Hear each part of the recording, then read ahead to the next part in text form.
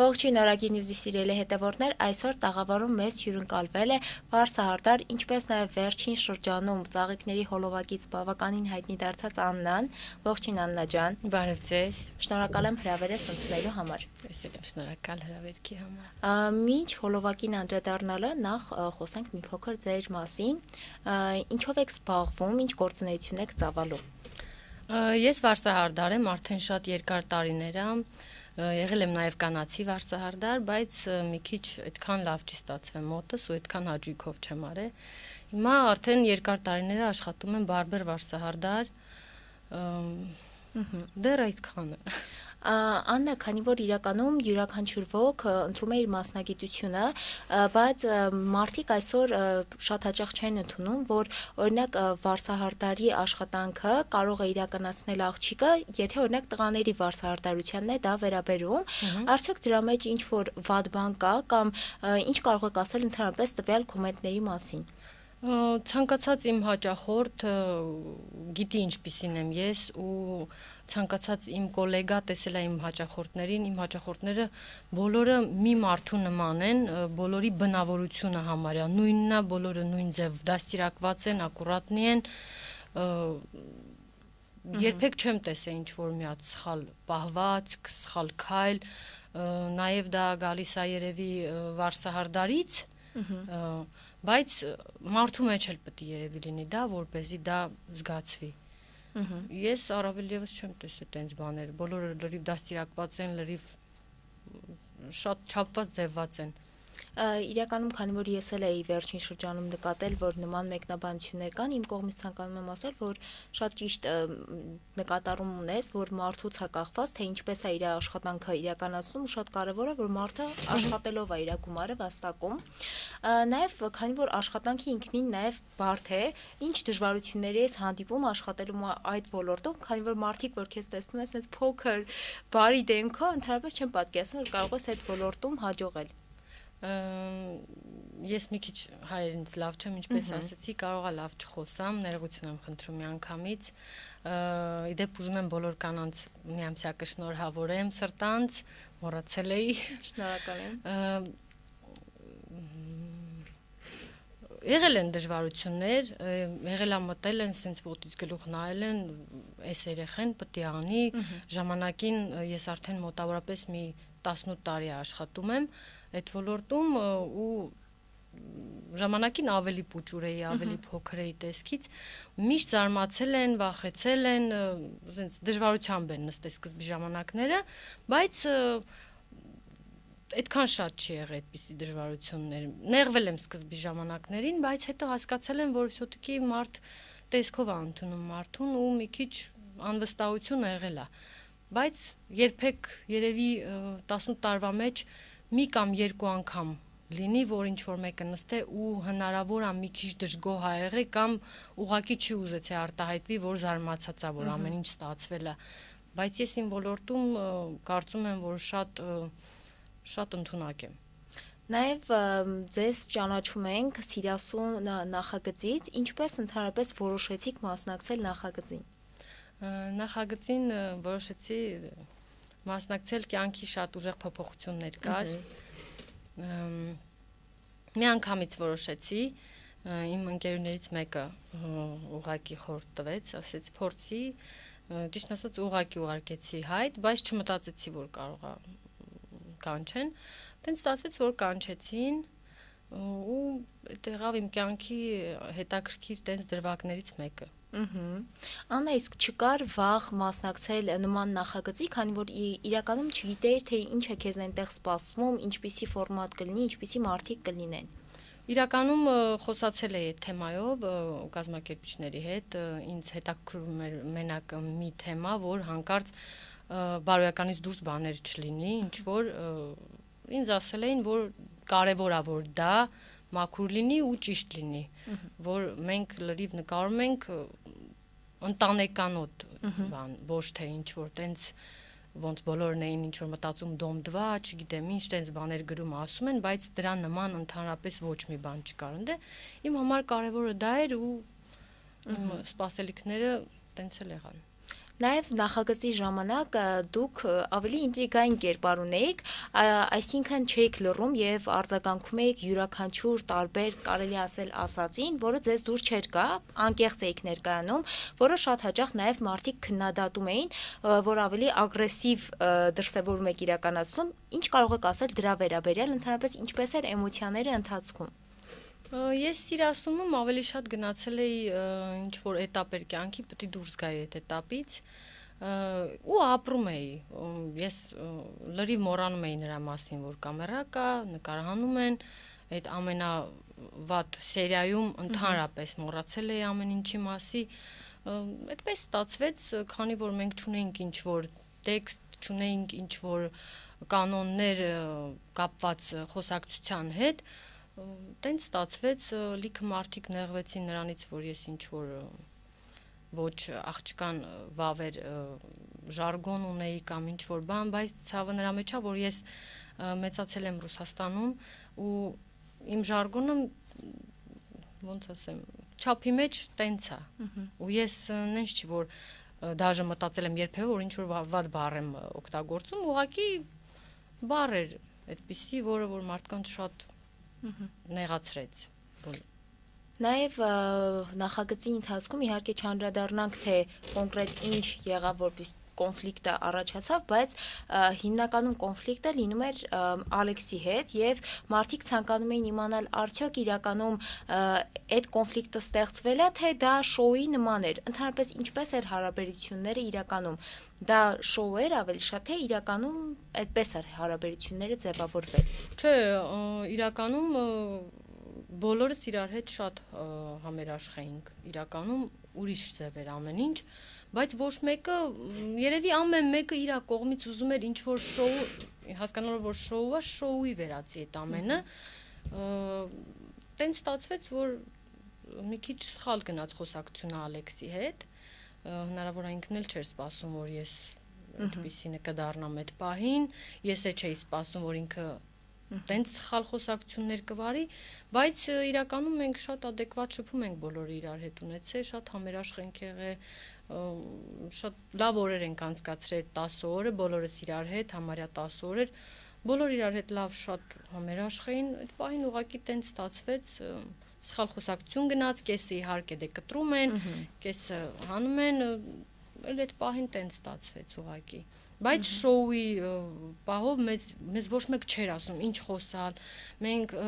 ժողովրդի կեսը քննադատում է բոլորիս, բայց ասում են, «Էս ինչ դատարկ խոսակցություններ են վարում, էս ինչ անհետաքրքիր դեյթեր է», բայց հարցը նրա մեջ է, որ մեզ ոչ մեկ չի ասել, խոսացեք այս թեմայով, ասացեք սենց, մենք ուղղակի նստում էինք ու դա իմպրովիզ էր, ոնց գնում էր, մեզ ասում էին երկրաշարժ լինի, ինչ ուզում ա լինի, դուք ձեր զրույցը շարունակելու եք, կամերաները չեն անջատվելու։ Ոչ մեկ չի հասկանում ինչքան բարդ է, չհասկանաս ինչի մասի պետք է խոսաս ու նստես ու խոսաս ինչ որ մարդու հետ, որին շատ քիչ ես ճանաչում։ Նաև ձեզ եւ Թամարային շատ էին նմանեցնում, ասում էին, որ դուք ուղղակի Թամարայի ավելի փոքր տեսակն եք, ինչ ընդհանրապես աղջիկների մեջ հարաբերությունները ինչպիսին էր, արդյոք իրական ընկերություն կար այդտեղ։ Մենք աղջիկներով բոլորս իրար հետ շատ համերաշխ էինք, բայց քանի որ Իլոնան ամենափոքրն էր, ես ամենամեծն էի, մենք մի քիչ ի սկզբանե իրար սխալ էինք հասկանում։ Ես որպես մեծ ուզում էի ինքը ինձ հարգեր, ինքը որպես փոքր ուզում էր ես իրան հարգեի, ես Իլոնային իրականում շատ եմ սիրում, ինքը դա գիտի ու վստահ եմ, որ ինքն էլ է ինձ շատ սիրում, բայց այդ շոուի ժամանակ, չգիտեմ, խի ամեն ինչը կեսից շատ թարս գնաց։ Ինչի հետ էր կապված, երկուսս էլ չհասկացանք, բայց աղջիկներով մենք ընդհանրապես ընդե կիսելու ոչ մի բան չենք ունեցել,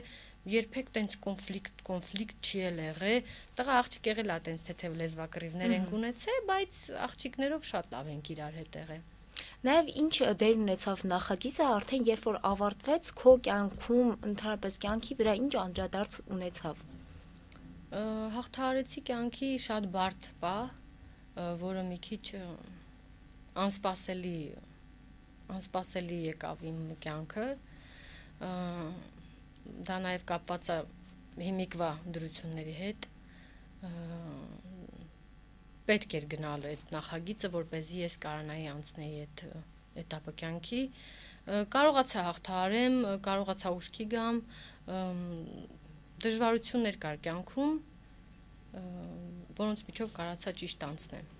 Նաև ընդհանրապես ինչպես է քո ընտանիքի արձագանքը, քո սոցիալական ակտիվությանը, քո քայլերին համարձակ, որոնք կարող են օրինակ շատերի կողմից դիտարկվել, ինչպես է, արդյոք նրանք աջակցում են քո որոշումների համար։ Չեմ կարծում, որ ինչ-որ վատ քայլեր եմ անում։ Ոչ մեկին ոչ վիրավորել եմ, ոչ մեկի հետ ինչ-որ սխալ կապերի մեջ չեմ եղել, չեմ տենում ինչ-որ սխալ բան իմ քայլերի մեջ։ Ուղղակի ապրում եմ իմ կյանքը, փորձում եմ ճիշտ ապրեմ, իմ համար ոնց է ճիշտը տենց, ճիշտ է, շատ ուժեղ քննադատությունների եմ ենթարկվում, բայց այսքան ժամանակա չեմ արել ինչ-որ այդպիսի քայլ, որը արժանացրել է ինձ նրան, որ հիմա այդ քննադատությունները գնում է դրան արժանանամ։ Իսկ Ռուսաստանում երկար տարիներ ապրելով, արդյոք քո համար ինչ տարբերություններ կար, որոնք շատ դժվար էր, երբ որ վերադարձար Հայաստան, ինչն էր քեզ համար շատ դժվար հարմարվել։ Իմ համար դժվար էր հարմարվել, որ շատ դա եղել է 10 տարի առաջ, շատ ծանր էին մարդկանց կեսնայում տղամարդու վարսավիր լինելուն, այդ հիմա այն աղջիկները շատ համարձակ դառ է, հասկացե, որ ոչ մի վատ բան դրա մեջ չկա, ամեն ինչը մարդու համար է, իսկ այդ ժամանակ մի քիչ ծանր էին տանում, բարդ էին նայում, չգիտեմ, այդ պահերն իմ համար դժվար, որովհետև ես լիքը բան փորձել եմ, մեյքափ արտիստ, մատնահարդար, կանացի վարսահարդարությունն եմ փորձել կատարելագործեմ, բայց մի բանը, որ չես սիրում, մի քիչ բարդ է ստացվում, այդ էր ամենադժվարը իմ համար այդ ժամանակ։ Նաև խոսենք վերջին հոլովակի մասին, որը բավականին մեծ տարածում գտավ, ընդհանրապես սպասում էիր նման արձագանքի։ Ոչ, չէի սպասում, հասկանում էի, որ ինչ-որ հետաքրքրություն կլինի, բայց որ այդ կարգի չէի սպասում։ Կոմենտները կարդում եմ, ճիշտ որ ասեմ, մի 3000 կոմենտ TikTok-ում է,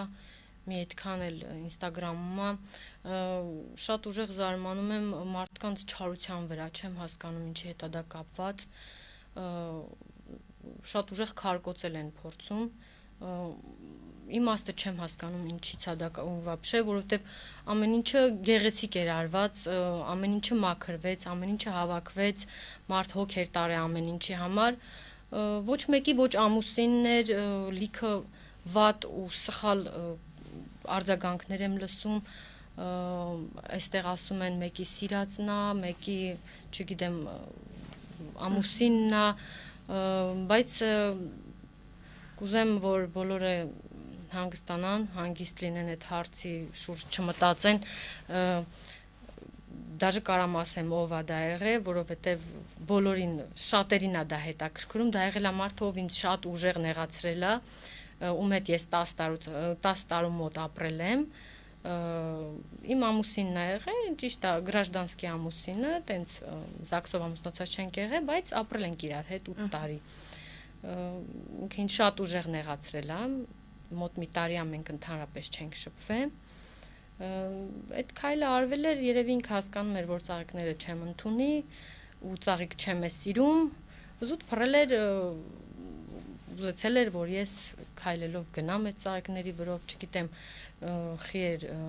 ուրիշներին դա շատ ուժեղ նեղացրել, շատերը գրել էին, որ մահացու ինչ-որ բանի հետ է կապված, մի քանի հոգու նեղացրել էր, որ ես տրանսպորտով եմ գալի գործի, բայց ասեմ ավելին, ես կարող եմ դաժե տնից ուտելիք տանեմ գործի տեղ ուտեմ, չեմ կարծում, որ դա ամոթ է կամ ինչ-որ վատ բան կա դրա մեջ, անսպասելի վատ կողմ էլ տեսա մարդկանց մեջ, նամանավանդ մեր ազգի մարդկանց մեջ, մեր ազգի ներկայացուցիչների մեջ ուրիշ երկրներից դաժե, սենց ասեմ։ Մի քիչ շատ ուժեղ ստրես տարա առաջի օրերին, այնպիսի ստրես, ոնց որ Սիրասունի Ալեքսի հետ էպիզոդից հետ էլ շատ ուժեղ խեյթի ենթարկվեցի մի անիմաստ բառի համար, որի իմաստը տենց շատ լավ չէի հասկանում երևի այդ ժամանակ էլի,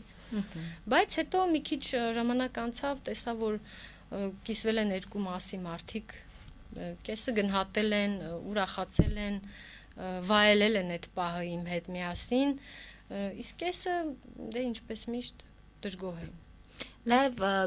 եթե խոսենք հենց հոլովակի մասին, քանի որ շատերը կարող է տեսած չլինեն, մի փոքր պատմես հենց սկզբից, երբ որ բացեցիր դուռը ու այդ ամեն ինչը տեսար, ինչպիսին էր քո ռեակցիան։ Մամաս էր դուռը բացե, Կիրակի օր էր, առավոտը ինքը գնում էր պատարակի, դուռը բացեց ու միանգամից ասեց. «Աննա, էս ի՞նչ ա ստե կատարվում, էս ի՞նչ ա եղել»։ Ես միանգամից իհարկե վախեցա, բայց որ վազելով եկա, տեսա լրիվ ծաղիկները,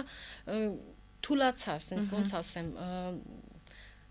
վատ զգացի, ինձ չգիտեմ ինչի հետ էր դա կապված, բայց վատ զգացի, միանգամից sense տարօրինակ զգացողություն ունեցա, նախ հասկանում էի, այդ պահին մտածում էի նրա մասին, ես չգիտեի, որ ամեն ինչի մասին հոգ են տարել, մաքրելու, հավաքելու, ես արդեն պատկերացրեցի, ոնց պետք է այդ ամեն ինչը ավլեմ ու մաքրեմ, բայց պետք է գործի գնայի ու ֆուլ զապիսներ ունեի, էլի, բայց հետո արդեն կեսից հանգստացա, ասեցի, վայելի էս պահը, հիմա սենց ա եղել, սենց ա Աստված ուզե, ուրեմն պետք է վայելես։ Վայելելով գնացի մինչև գործի տեղ, տենց, լիքը կանայք ուրախանում էին ճանապարհին ես տեսա, լիքը երեխաներ հավաքում էին այդ ծաղիկները, ոմանք երևի մամաների համար են տանում, ոմանք քույրիկների, լիքը մաքուր ծաղիկներ կար այդ պահին, լրիվ թարմ ու գեղեցիկ ծաղիկներ են, իհարկե անցնելուց հետո, լիքը մարդու անցնելուց հետո արդեն դարավ այդ անպիտան ծաղիկներ, բայց լիքը մարդ ուրախացավ։ Ես էլ էի հավաքում, դաժե գործի տեղը, բաժանում էի անցորդներին, կանանց, ով ուզում էր, վերցնում էր, ուրախանում էր։ Փաստորեն մենակ ձեզ չեն ուրախացրել։ Ես կուզեմ հավատամ, որ ով այդ օրը տխուր ա եղել, դուրս ա եկել, քայլել ա այդ տրապինկայի վրայով, ուրախացել ա գոնե մի քիչ։ Ես շատ ուրախ կլնեմ դրան։ Նաև մոտավոր քանի ծաղիկ էր եղել։ Մոտավոր չէ, իհարկե ոմանց համար գեշ թիվ ա, բայց դե գիտեմ, որ տենց ա եղել, այդ բաժանողներից հարցրել եմ, ասել են, որ 6666 մոտավոր տենց ոնց որ։ Շատերը հենց թվին անդրադարձել էին, որ գրելով ինչ որ նշանավորում ունի այդ թիվը եւ այդպես շարունակ, իրականում ինչ որ հստակ պատճառ կար թվի, թե ուղղակի զուգադիպել է, որ այդքան լինի թիվը ծաղիկների։ 6-ի հետ կապված մենակ գիտեմ, որ այդ մարդը շատ ա սիրում 6 թիվը։ Զուտ դա գիտեմ, հնարավոր է դրա հետ ա կապված եղել։ Նաև երբ որ բացեցիր դուռը եւ տեսար այդ ծաղիկները, հասկացար թե ում կողմից է։ Այո, անգամից հասկացա, որովհետեւ այդպիսի քայլեր, ճիշտ որ ասեմ, այն ժամանակ, երբ որ իրար հետ ընկերություն էինք անում, այդ ժամանակ էլ էր ինքը տարբեր տենց ինչ որ հետաքրքիր բաներ սիրող անող, դրա համար միանգամից հասկացա ու քանի որ իմ կյանքում չկա ուրիշ տղամարդ, ընդհանրապես չկա իմ կյանքում հիմա տղամարդ, միանգամից հասկացա, որ երևի ինքն է։ Նաև շատերը հարցնում են, թե արդյոք ծաղիկները ընդունել եք եւ ընդունել ասելով մարդիկ ի նկատի ունեն, թե արդյոք դուք կներեք եւ նորից շանս կտաք տվյալ մարդուն։ Դե ամեն դեպքում 8 տարին քիչ ժամանակահատված չի, լիքը իրար հետ կապող բաներ ունենք, կյանք ունենք ապրած, լավ եւ վատ օրեր, ժամանակը ամեն ինչ ցույց կտա, ամեն դեպքում մենակ ժամանակի ընթացքում ես տենց բաները հասկանում, շատ քիչ ժամանակ անց է, որպեսզի կարողանաս դա տես հստակ։ Նաև Աննա սոցիալական հարթակներում իրականում բավականին դժվար է գործունեություն ծավալելը հենց նրա պատճառով, որ կարող ես բավականին շատ բացասական արձագանք ստանալ։ Նշեցիր, որ երկար ժամանակ նաև որոշակի իրադարձություններից հետո դեպրեսիվ փուլերը կարողացել ես հաղթահարել։ Ինչ ազդեցություն է դա քեզ վրա թողնում, այսինքն դու այդ մեկնաբանությունները ընդունում ես որպես ճիշտ, որ ճիշտ են մարդիկ ասում, թե ուղղակի դրանք խոցում են քեզ ու փորձում ես այլ ուշադրություն չդարձնես։ Ճիշտ մեկնաբանությունները ճիշտ ընդունում եմ, էլի մարդիկ կա գրում են, վայ, ինչ ափսոս ա ծաղիկները, հա, այդ մարդը ափսոսում ա, նորմալ ա, ափսոսում ա, ինչ որ մեկը գումարն ա ափսոսում, ու ինչ որ մեկը ծաղիկներն ա ափսոսում, դա ոնց որ նորմալ քննադատություններ է, էլի քննադատություն է, բայց ոչ այնպեսի ցավոտ։ Լիքը մարդիկ կան արտաքին տեսքից են փորձում կպնեն, որ ամենասիրունը չեմ, որ շատ գեշ աղջիկ եմ, որ դաժե մի ծաղիկի արժանի չեմ։ Ես բան չունեմ ասելու, ընդհանրապես չեմ նեղվում, նախ մտնելով այդ մարդկանց էջը տենում եմ, որ իրանք կատարելագործված իդեալական գեղեցկության մարդիկ չեն։ Երկրորդը ուզում եմ ասեմ բոլոր աղջիկներին, որ պարտադիր չի, որ դուք լինեք շատ գեղեցիկ, ամենագեղեցիկ, ամենասիրուն քիթը ունենաք, ամենասիրուն աչքերը կամ պռոշները։ Կարևորը ուղղակի, որ ձեզ սիրեն, այնպիսին ոնց որ դուք կապ չունի, ինչպիսին եք դուք։ Հա, ես արել եմ որոշակի միջամտություններ, բայց իմ ընտրյալը ու այն մարդը, ով արել է այդ քայլը, ինքը ինձ 10 տարուց ավել է ճանաչում է, իսկ ես մոտ 3 տարի է, որ ինչ-որ միջամտություն եմ արել, 32 տարեկանում առաջի ինչ-որ վիրահատությունը քթի արել եմ, ուզում ասեմ, որ հանկարծ չնեղվեն, որ տենց բաներ են գրում, ես էլ սկզբից նեղվեցի, բայց հետո հասկացա, որ ամենասիրուն աղջիկներն էլ անգամ վատ բաներ միշտ գրում են, ու նենց չի, որ ամենասիրունն ենք, բայց դե ամենագեշն էլ չենք։ Նաև միջամտություններին, այո, շատ անդրադարձ կար իրականում, մի փոքր խոսես, ինչ միջամտությունների ես դիմել եւ արդյոք դրանք ինչպես են հետագայում քո վրա ազդեցություն ունեցել արդեն հոգեպես։ Մոտավորապես 3 տարի առաջ քիթս եմ վիրահատել, ես ունեցել եմ շատ փոքր սիրուն քիթ, ինձ ճանաչող բոլոր մարդիկ գիտեն դրա մասին։ Ուղղակի մի քիչ ծռվել էր քիթս, համ շնչառական պրոբլեմ ունեի, բայց կարայի ուղղակի շնչառականս դզեի, բայց միջնապատս շատ էր ծռվել, արդեն ինչ որ ռակուրսից դուրս չէր գալի, շատ երկար ժամանակ մտածել եմ այդ վիրահատության վրա, որովհետև բոլոր ասում էին պետք չի, իմ քիթ վիրահատելա Հայկ Բախշյանը, շատ գոհ եմ ես իր աշխատանքից, շատ շնորհակալ եմ։ Ինքը դաժե Հայկը չէր հավատում, որ քիթս վիրահատած չի, որտեվ հարցնում էր հաստատ վիրահատած չի, որտեվ պուճուր էր քիթս։ Վիրահատելուց հետո իհարկե սկզբից տեսքը ուրիշ է լինում, սկզբից շատ էի նեղվում, բայց անցավ մի առժամանակ, ամեն ինչ ընկավ իր տեղը, հիմա գոհ եմ, շատ գոհ եմ, ինձ շատ դուր է գալիս։ Շուրթունքներս եմ լցրել, բայց շատ բարակ էր։ Ես կարծում եմ, որ ինչ որ մի բան եթե մարդուն դուր չի գալի իր մեջ, նորմալ է այդ ամեն ինչի վրա թեթև աշխատել, եթե դա դեպի ավելի մարդուն ոնց ասեմ գարմոնիա կբերի, ոնց որ ինձ է բերե։ Նաև քանի որ նշեցիր, որ իրականում ընտանիքը աջակցում է քեզ տարբեր ընդհանրապես որոշումներ կայացնելիս, խոսենք նաև ընկերների մասին, ինչպիսի դերակատարում ունեն քեզ համար քո ընկերները, արդյոք նույն աջակցությունը նաև ստանում ես ընկերներից։ Այո, աշխատանքի տեղն ենք շատ համերաշխ իրար հետ շատ մոտիկ ենք, ցանկացած հարցում, երբ որ ես նեղված եմ լինում, անպայման փորձում են ինձ ճիշտ ուղղություն տան, բացատրեն, որ ամեն ինչ նորմալ է, որտեղ ես նոր եմ այդ հարթակում, սոցիալական հարթակներում ու ամեն ինչը սենց շատ ծանր եմ տարեսկզբի ժամանակները, մինչև ստրեսի հասել է այդ ամեն ինչը էլի, բայց մարդիկ միշտ փորձում են հանգստացնեն, մոտիկ մարդիկ բացատրեն, որ միշտ էլ տենց է լինելու, ամեն ինչի էլ կպնելու են, ամեն ինչը քննադատելու են, անգամ սիրասունի այդ գեղեցիկ տեսարանների մասին, այդ գեղեցիկ վայրերի մասին, ես կոմենտները կարդալուց միշտ նայել եմ, դաժե այդ գեղեցիկ մեր Հայաստանի շատ գեղեցիկ տեղերի մասին գրում էին, այս ինչ տեղեր է, այս ուր են տարե, այս ինչ է, ես հասկացա, որ ամեն ինչի մասին միշտ խոսակցություն լինելու է։ Նաև ասում են, որ հիմնականում երբ որ մարդիկ որոշակի հաջողություններ տարբեր ոլորտներում հասնում են, դժվար է ընկերների շրջանակը պահպանել, արդյոք ունես իրական ընկերներ, ովքեր քո ուրախությունը կիսում են եւ քո տխրության ժամանակ նույնպես քեզ աջակցում են։ Այո, ունեմ իրական ընկերներ, շատ լավ ընկերներ ունեմ, շատ քիչ են, բայց գիտեմ, որ իրական են։ Կարծում եմ, որ ես էլ եմ լավ ընկեր, իմ ընկերները